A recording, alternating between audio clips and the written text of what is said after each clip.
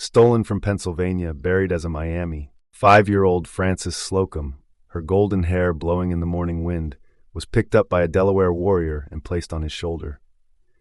With one little hand, she pushed her hair out of her face, while the other reached out sadly toward her mother.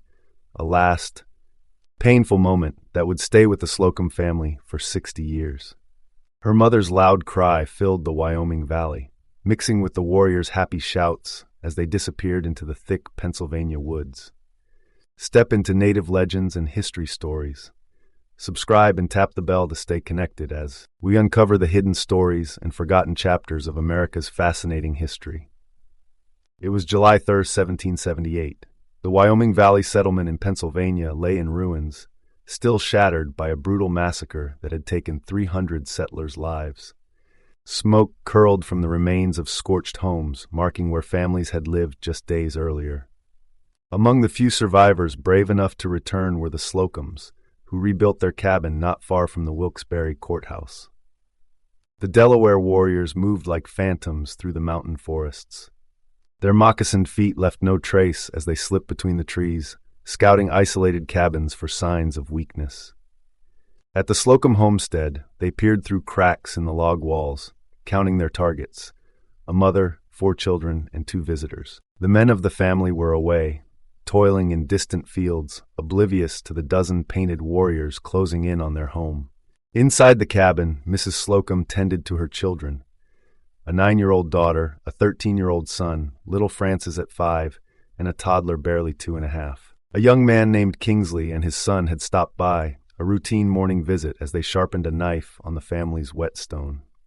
The steady scrape of steel against stone drowned out the faint footsteps outside. The first gunshot shattered the morning calm like a thunderclap. Young Kingsley collapsed where he stood, the half-sharpened knife still gripped in his hand.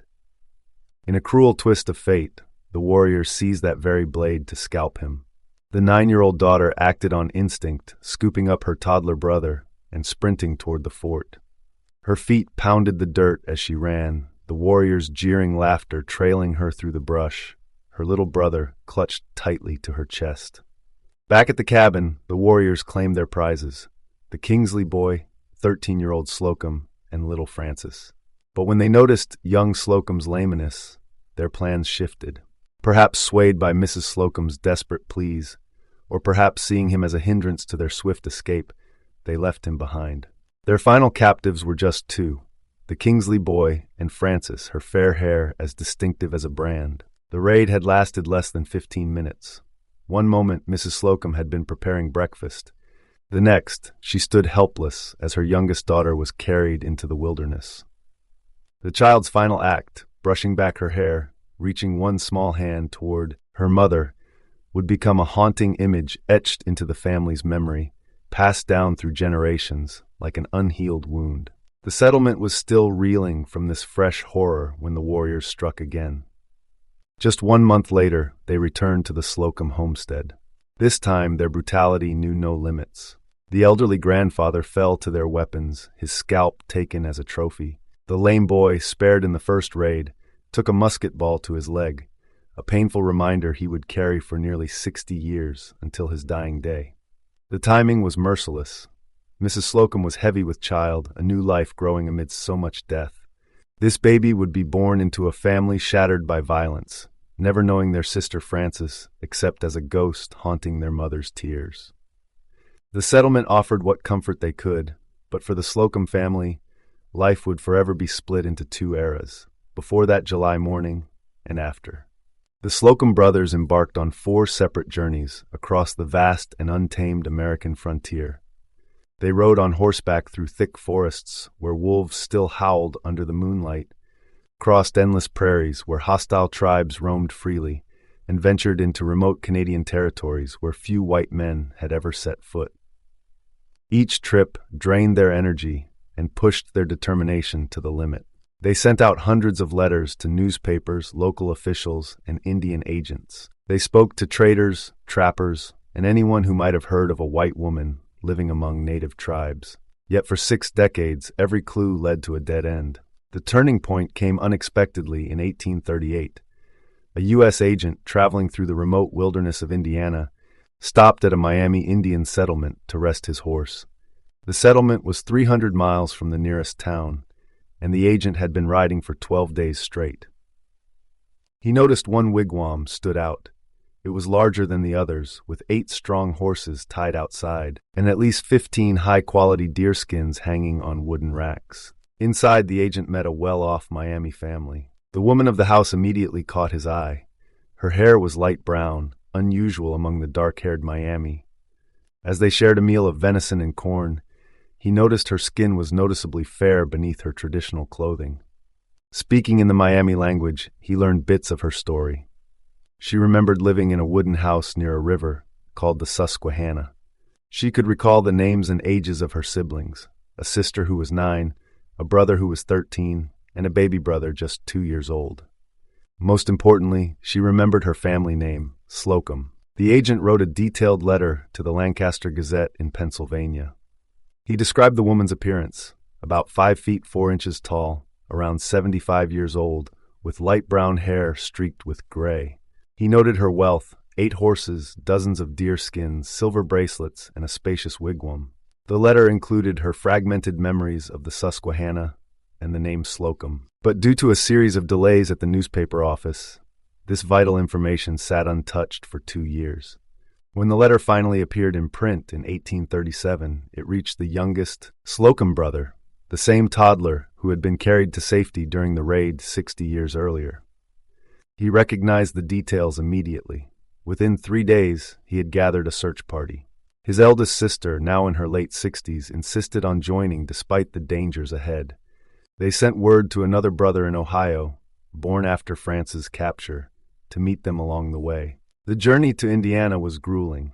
They rode through 300 miles of wild, untamed land, often sleeping on the ground and surviving on dried meat and hard bread. They crossed 5 major rivers and navigated through territories with no roads. Their horses stumbled over hidden roots and sank into swampy mud.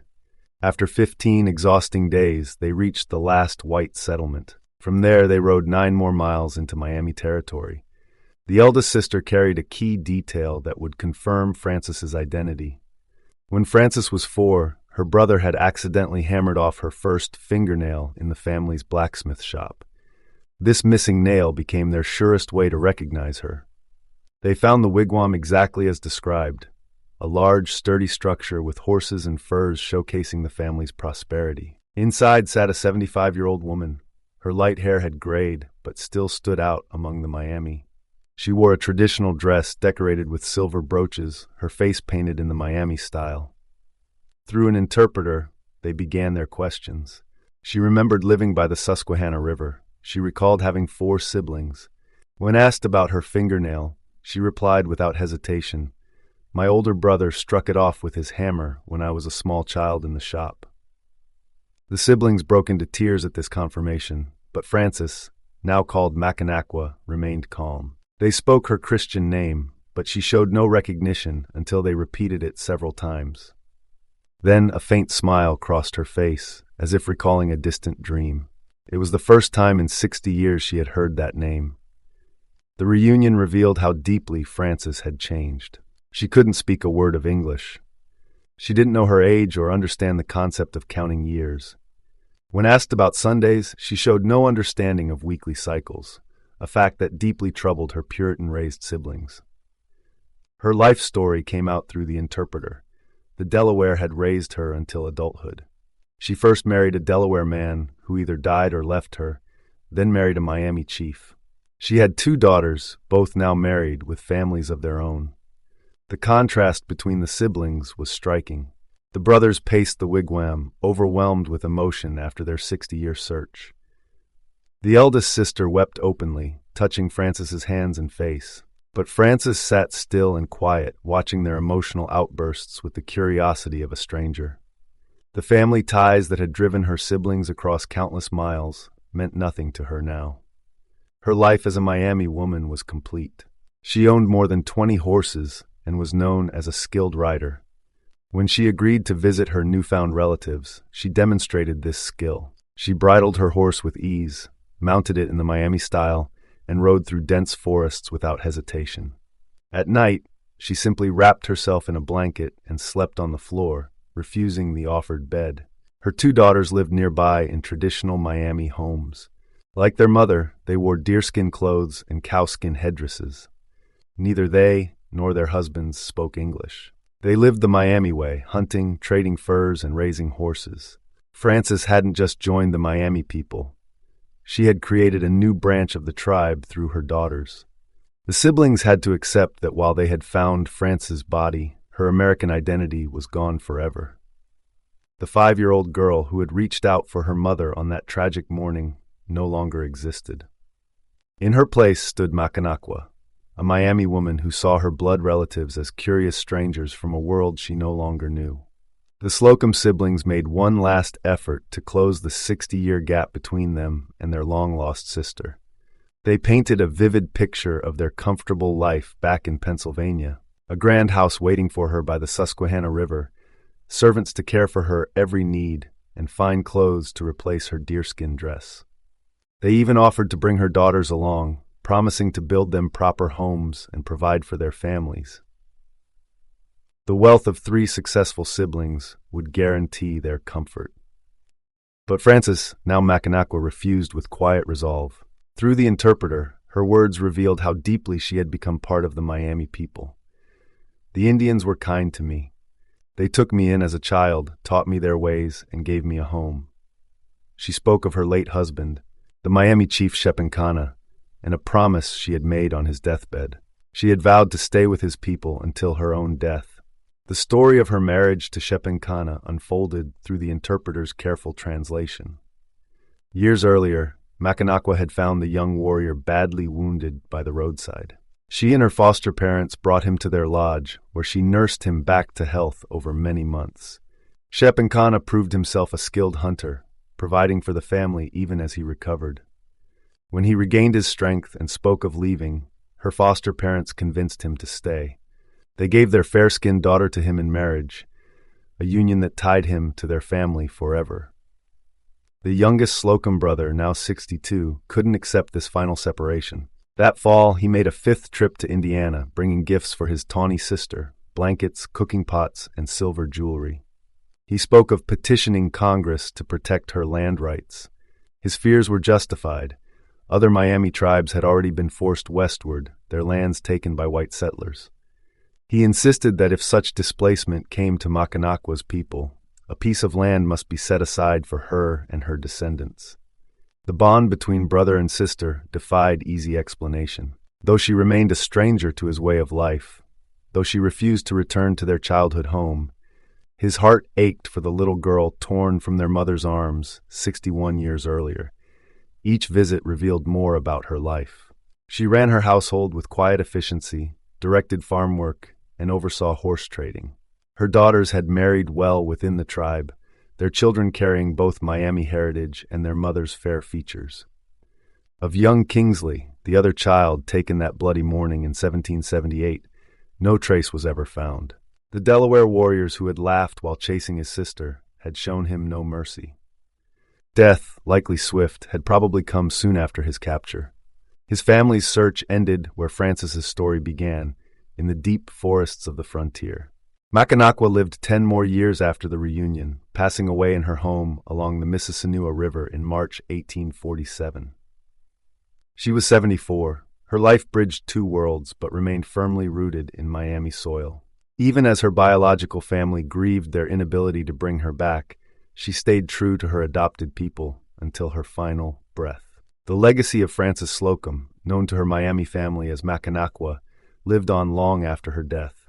On May 17, 1900, a towering white bronze monument was erected over her grave near the village of Peoria in Miami County, Indiana. The dedication ceremony brought Slocum descendants from Michigan, Ohio, and states farther east. They stood side by side with members of the Miami tribe, some traveling from as far as their Kansas reservation to honor the woman who had lived between worlds. The monument became a meeting place for cultures. Slocum family members in fine Eastern clothes mingled with Miami tribespeople in traditional dress. The ceremony included both Christian prayers and Miami rituals. Stories were shared in English and the Miami language, passing down the tale of a 5-year-old girl who became a Miami woman. Yet even this effort to remember her sparked debate about identity and belonging. Modern scholars question how Frances Slocum's story has been told. A 2022 thesis from Indiana University argues that focusing on her as a lost white sister erases her identity as Macanakwa, a full member of Miami society. The thesis points out that markers and memorials often emphasize her captivity while downplaying her 70 years as a Miami woman. This debate reflects bigger questions about American identity. Frances Slocum's transformation from a frontier captive to a respected Miami woman challenges simple narratives about cultural belonging. She wasn't just a white woman living among native people. She became fully Miami in language, custom, and loyalty. Her descendants carried both Miami blood and her fair features, a living testament to America's complex cultural blending. The story reaches beyond one woman's life. The Delaware raid that took Frances came just weeks after the Wyoming Valley Massacre, where Tory forces and Iroquois warriors killed over 300 Continental soldiers. These violent clashes shaped America's frontier, creating deep divides between settlers and native peoples.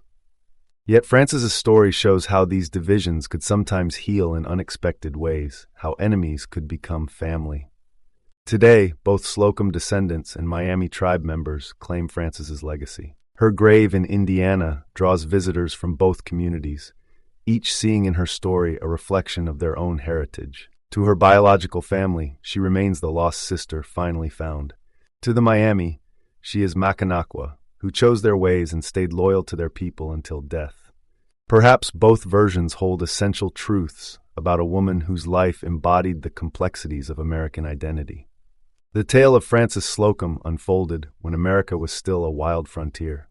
Back in 1624, Captain John Smith wrote his General History, kicking off stories about Native Americans taking white captives.